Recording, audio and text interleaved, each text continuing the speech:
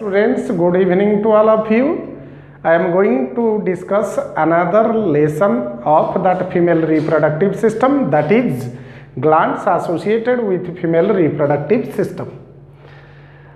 Like that of male reproductive system, accessory glands that are present in female reproductive systems are of two different types. One is vestibular gland and another one is mammary gland. The vestibular gland is of two different types. One is lesser vestibular gland and another one is greater vestibular gland.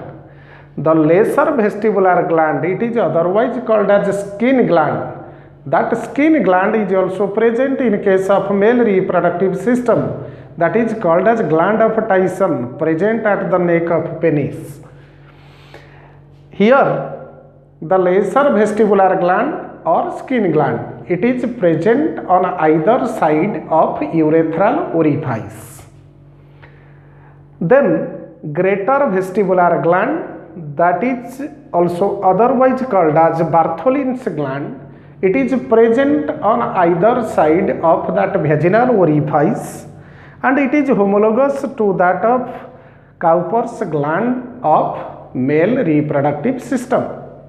So it is lubricating in action, its secretion is lubricating in action. Then the second one is mammary gland. The mammary gland present at the thoracic region of both male and female, but in case of male it is rudimentary and in case of female it develops at the time of puberty by the influence of hormone estrogen, which bring about the secondary sexual characters in female. So the mammary gland is a modified sweat gland. It grows by presence of glandular and fatty tissue within it. So due to accumulation of more glandular and fatty tissue, it develops at the time of puberty. There is a protuberance present at the anterior end called as nipple, which contains numerous openings of that lactiferous duct for ejection of milk.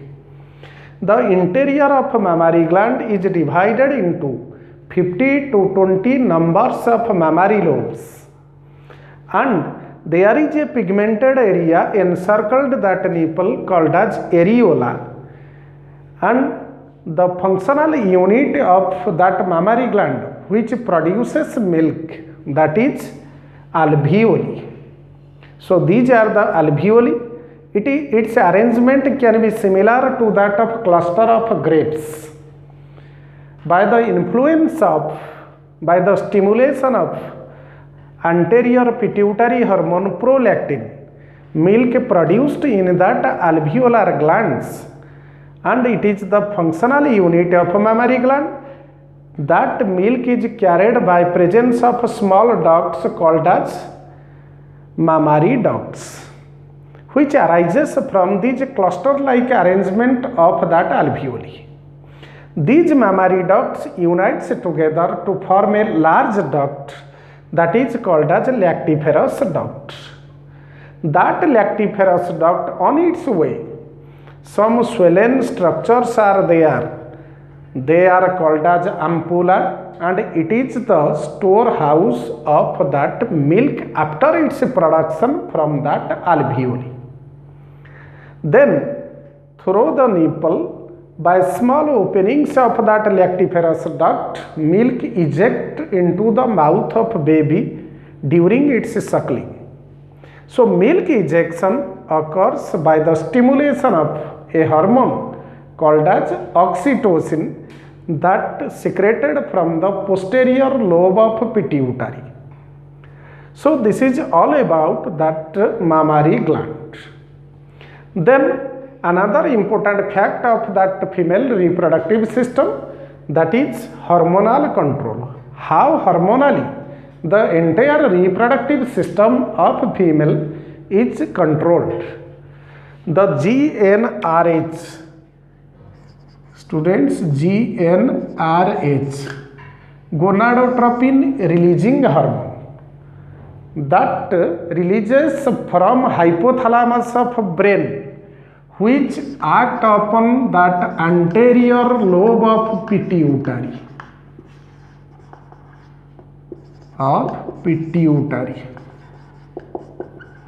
So first of all, gonadotropic are releasing a hormone secreted from hypothalamus which stimulates the anterior lobe of pituitary for secretion of another hormone, that is FSH and LH. These are the gonadotropic hormone. It act upon ovary of female and bring about secretion of that progesterone and estrogen. As earlier I have told you, progesterone is otherwise called as pregnancy hormone as it maintains the pregnancy, whereas estrogen bring about the secondary sex characters of female. So hormone controls the entire reproductive system of that female.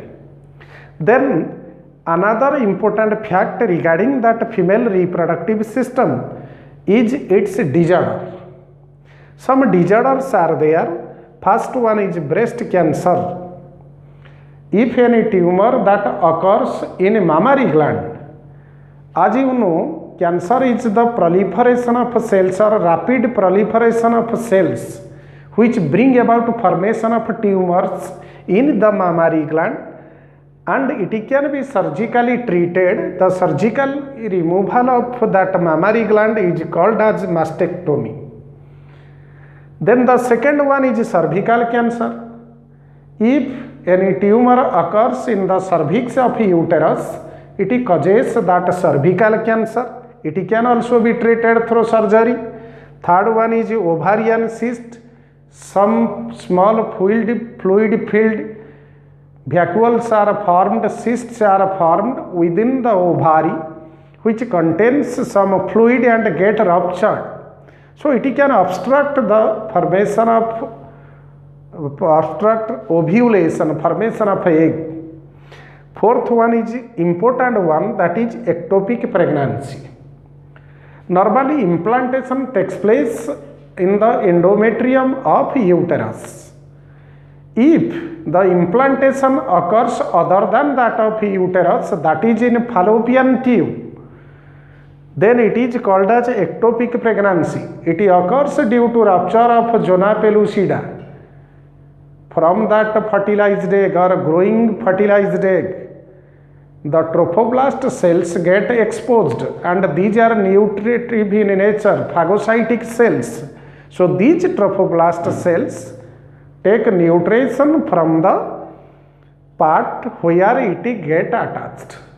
So their growth occurs of that fertilized egg and development occurs there in fallopian tube, which bring about ectopic pregnancy, and it is a serious disorder of female, and it can be corrected by cutting down of that fallopian tube. Then fifth one is oophoritis. The inflammation that occurs in ovary is called as oophoritis. Then endometriosis, inflammation in endometrium. Then another important disorder is menstrual disorder. It is of three different types. One is amenorrhea. Absence of that menstruation is called as amenorrhea. Second one is menorrhagia. Excessive menstruation is called as menorrhagia, and dysmenorrhea is characterized by painful menstruation. And another important fact that related to that of female reproductive system as well as male reproductive system, some homologous organs are there present in female reproductive system which is also present in male. So it is a homologous organ. Clitoris of female is homologous to that of glans penis as it is an erectile organ.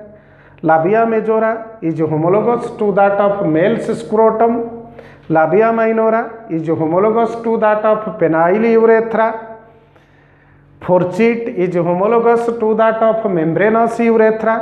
And finally, Bartholin's gland that present on either side of vaginal orifice is homologous to that of Cowper's gland or bulbourethral gland. So students, this is all about that additional informations regarding that female reproductive system. So in my next video, I will discuss about other facts that related to that of reproductive systems. Thanking you.